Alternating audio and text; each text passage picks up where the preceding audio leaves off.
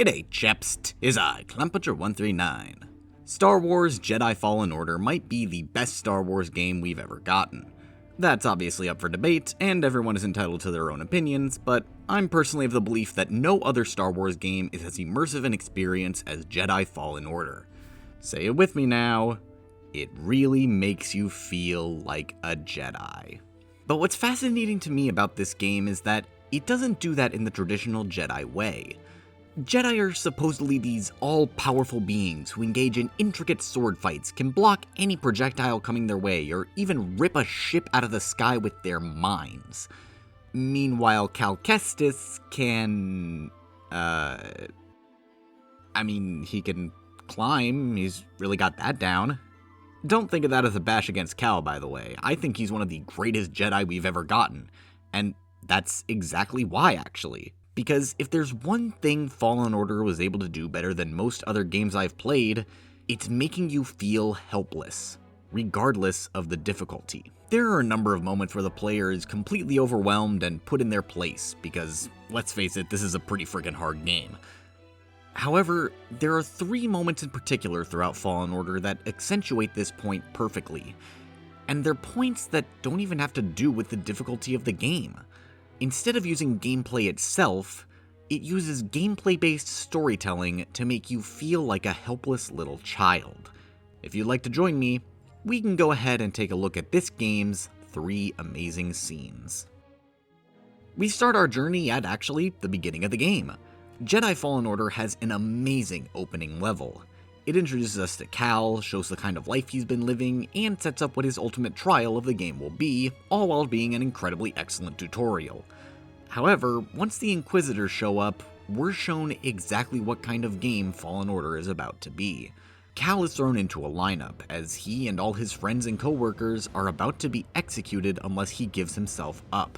Cal stays silent, and before long, his best friend Prof is killed in cold blood by the second sister. What makes this scene fascinating to me is that we've witnessed this exact same setup in Star Wars before, just in a very different context. In Rogue One, we see nearly an identical sight.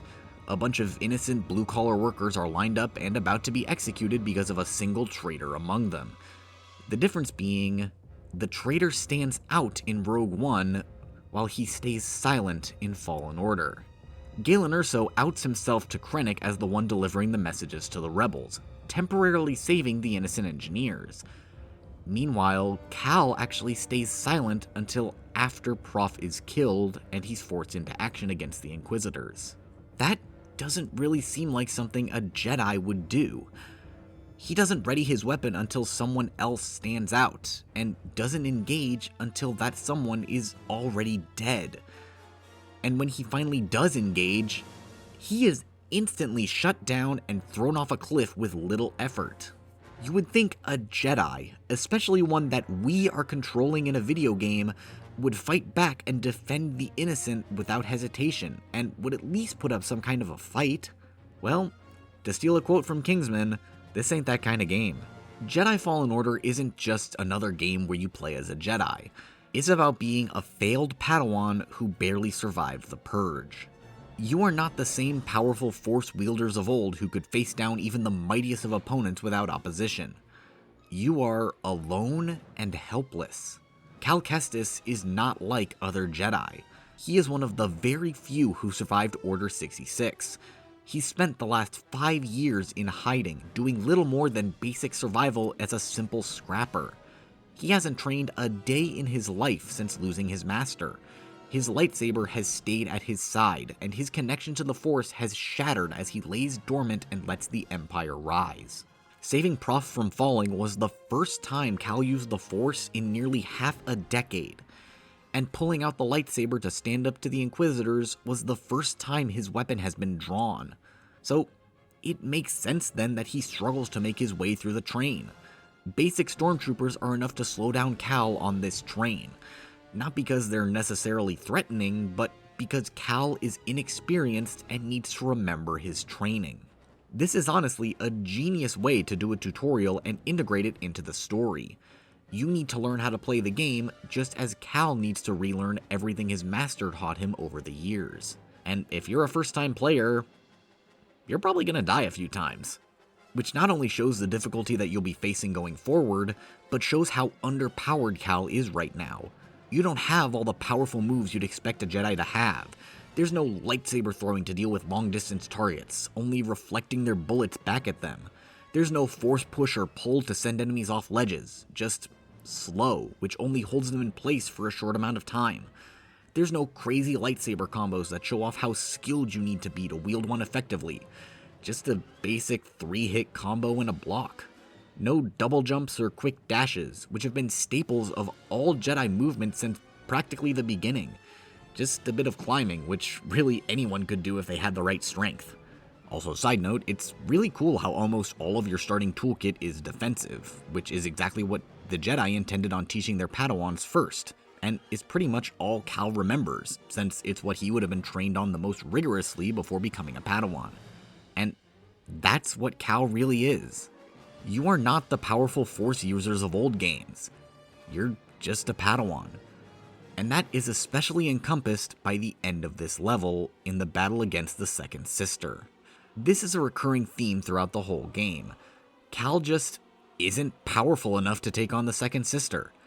So every time we have a fight with her, you either lose or it ends early because you would have gotten overwhelmed and defeated. But it's especially prominent here. It's the first major fight of the game, a chance to show off what you've learned from the tutorial, show that you're ready to take on the rest of the game and fight the Empire. And then you lose within 30 seconds.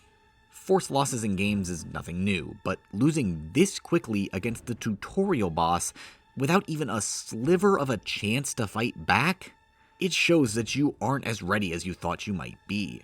You do not stand a chance against an Inquisitor. Even if you somehow parried one of her attacks or were able to land a hit on her, you didn't even put a dent in her health bar.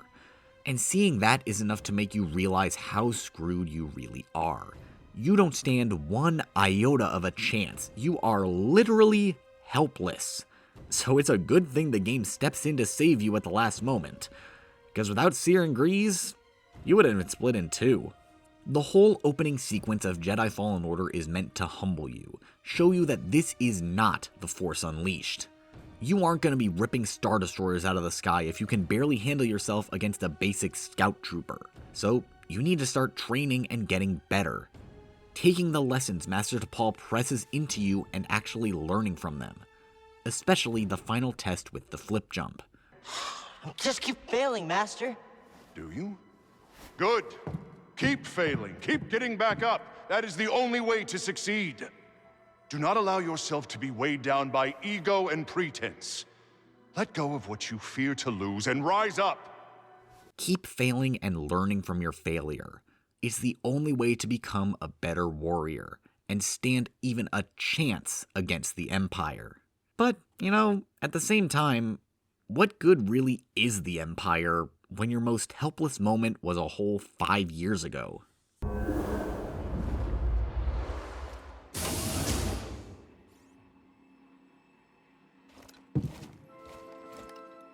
I won't be the first to say that we're starting to get a bit overindulged with Order 66 scenes in our Star Wars media. After Clone Wars Season 7, it's all been downhill. And while those 4 final episodes are probably the best Star Wars that we've gotten ever, I personally believe that Order 66 itself was covered even better just a year earlier in Jedi Fallen Order. It comes out of nowhere in the midst of the story, but at the same time, you pretty much know it's about to happen. The whole game has been subtly building up to this moment, with all of our flashbacks to Master T'Pol going a little bit farther into Cal's training years until we're literally given a final test of our new abilities. The way it builds up to the moment is perfect in and of itself. Being able to interact with the clones is frickin' heartbreaking knowing what comes next. We all knew how depressing that high five was going to look in a few minutes. And the irony of the test ending with a clone commander taking shots at you as your final obstacle is not lost on me. You must... Master, are you okay? Something is... No! What makes this scene make you feel especially helpless isn't just that you're a kid trying to sneak your way through the ship, avoiding detection, but that you see what you could have been from the sidelines. Any other Star Wars game would have had you playing as T'Pol here, mowing down clones in an attempt to make it to the escape pods. And yet, we don't do that. In fact, throughout the entire Order 66 scene, Cal only needs to defend himself against 2 or 3 troopers. T'Pol is the one doing all the hard work for us. He's taking down the clones about to finish the job. He's sealing the blast doors so Cal has a clear way through. He's holding the line while Cal literally cowers in a corner.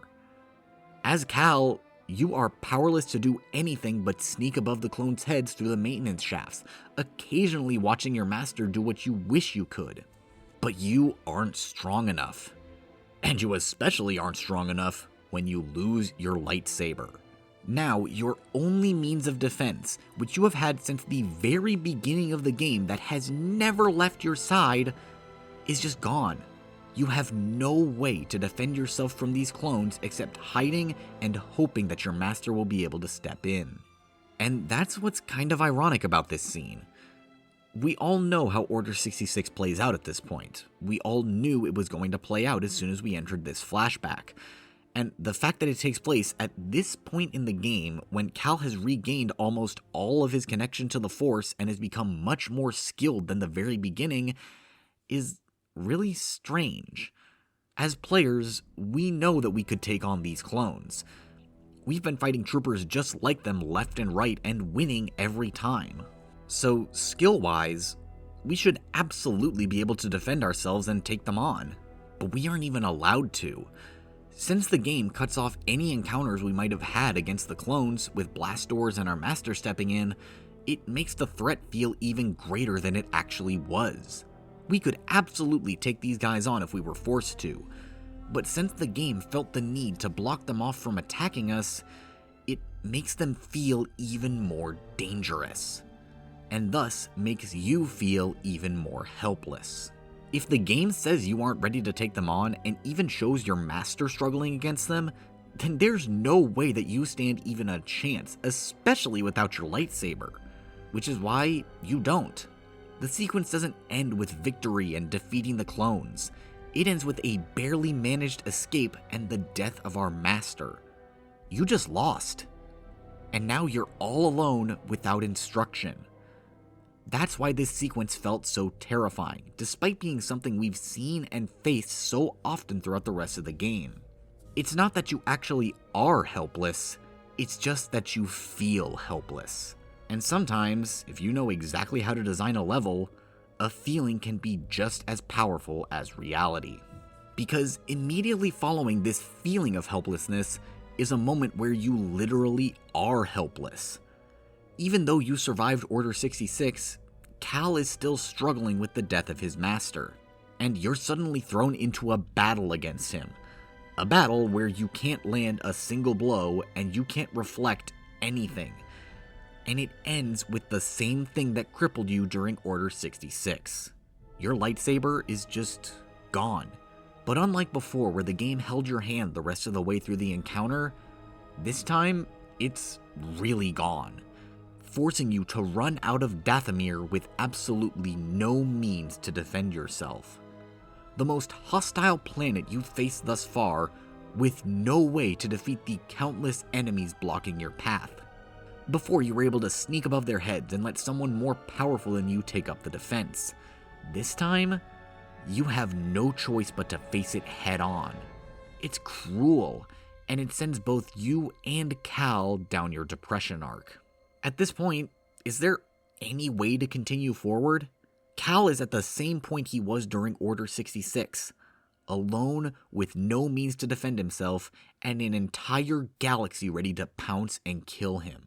It's the lowest point in the game, and where you feel the most helpless. You play through the entirety of Ilum on the edge of your seat because you know that if a single enemy were to show up, you'd simply lose. There would be no way for you to come out on top, so you just have to hope. Hold on to that little glimmer of hope that all Jedi must and persevere, no matter how helpless the game has just made you. And your reward for doing so? Becoming even more powerful than ever before. and you ride this power high for basically the rest of the game. At least, until the endgame. The final scene we need to look at just so happens to be the final scene of the game. I won't even build it up because you already know it very well. It's Darth frickin' Vader.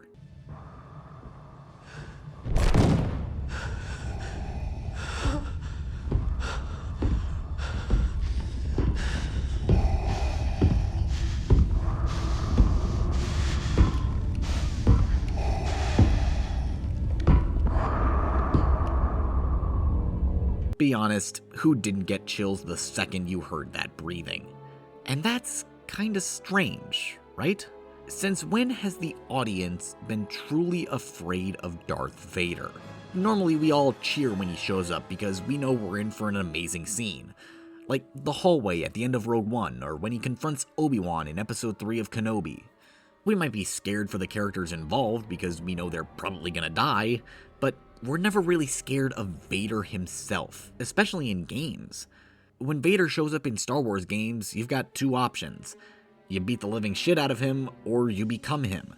Enter Jedi Fallen Order. You've fought through hell to get to this point in the game. You've reconnected with the Force and faced your demons, taking on some of the most difficult opponents in any Star Wars game. You've finally overcome the incredibly difficult trial that is defeating Trilla. You might have just a sliver of HP left as you land that final blow, because seriously, this is a really frickin' hard fight. You feel on top of the friggin' world. And then you hear that breathing and you probably shit your pants. Because even after everything you've gone through, all the training you've undergone and seemingly impossible tasks you've overcome, you know for a fact that you are no match for Darth Vader. You almost died to an Inquisitor and some stormtroopers. What chance do you think you have against the ultimate Sith Lord, especially when he casually waves a former Jedi Master out of the way like a mere bug? You would be wise to surrender. Yeah. Probably. Even Cal knows that he stands no chance, but decides to try fighting anyway. And then you see that your opponent doesn't have a health bar and you didn't get to save. If there was ever a moment that you should learn from this game to make something terrifying, this is it. The whole game has been building up how underpowered you are, how little of a chance you have to survive against anything you've been doing. Cal was surprised when he beat the 9th sister, when any other Jedi probably would have done so rather easily and been satisfied with their work. Cal spent hours training on cannon fodder to build up his power enough to face the 2nd sister, and was still barely able to do so. In any other game, we'd be absolutely wrecking Vader with all the powers we've built up. We'd come out victorious, but Vader would still be alive and on his last legs. Looking at you, Jedi Survivor. But Jedi Fallen Order isn't any other game. We're weak, and Vader is going to kill us. So our only option? Run. Just run and hope. Because that is all you can do against the destructive force of nature that is Darth Vader. You are only allowed to escape through pure chance. If the platforms had been destroyed in any other way, you'd be trapped. If BD-1 hadn't thought quick and zapped Vader to stun him, Cal would have been sliced in two. If Seer hadn't tapped into the dark side to crush the room just enough so that Cal's push could break the glass, they would have been trapped. In no other reality do they survive, because they're helpless against Darth Vader. And all of this was accomplished without tapping into difficulty at all. This section is essentially an auto-scroller. You literally cannot lose this part unless you have major skill issues, despite the literal force of nature wreaking havoc behind you. But you don't really notice that because of how terrified you are. Just like with Order 66, it's not the fact that you actually are helpless, but the feeling of helplessness that this section puts in you. Your opponent doesn't have a health bar. He just stands there, menacingly, not taking a single action against you. But as soon as you take an action, you are grabbed by Vader without any way to retaliate. You rely on the environment to save yourself, and it doesn't even work because Vader stops it in its tracks and then uses it against you. The troopers you spent all game fighting try and slow you down, but Vader doesn't even need them and instead kills them for you. When you make it to the elevator to escape, Vader pulls a teleport behind you and essentially lets you escape. That's how confident he is that you won't make it. No matter how hard you mash, you don't win this QuickTime event and have to rely on BD1 to bail you out. And even though you are somehow able to get a single stab in against Vader, it doesn't matter because he does the same right back to you without even using his own lightsaber. This whole section doesn't have any moments where you need to display impressive skill feats. It's all about putting you in your place and showing you that you are barely a Jedi. And that fact encapsulates what Jedi Fallen Order is really about. You aren't playing as the best of the best Jedi in their prime. You're playing as all that's left. You aren't a Grand Master who's been in touch with the Force for decades and can clear a room of enemies without even drawing his lightsaber. You're a Padawan who never finished his training, who only survived the Purge by pure chance, and whose lightsaber skills are questionable most of the time at best. Cal Kestis should stand absolutely no chance against anything in this game, and that's what the game does so well at portraying. Jedi Fallen Order is able to make you feel helpless regardless of how much you struggle. You could blitz through the game on the easiest difficulty, mowing down bosses without countering a single one of their blows, but you would still understand how helpless Cal Kestis is in every single moment. Because the game doesn't rely on difficulty to make the player feel helpless. Sure, it's an important factor that enhances the feeling, but it isn't the main driving force. It's these moments throughout the game, moments that don't even have difficulty associated with them, that give you that feeling of helplessness. You're a kid stranded without a lightsaber against a clone army. You're a fallen Jedi faced with multiple Inquisitors who just killed your friend. You're a self-proclaimed Jedi Knight facing down the ultimate Sith Lord who doesn't have a health bar. These moments are what truly make Jedi Fallen Order feel like you're playing as the last of the Jedi. They are this game's 3 amazing scenes. May the 4th be with you all, and I'll see you later, chaps. No. Failure is not the end. It is a necessary part of the path. Hope will always survive in those who continue to fight.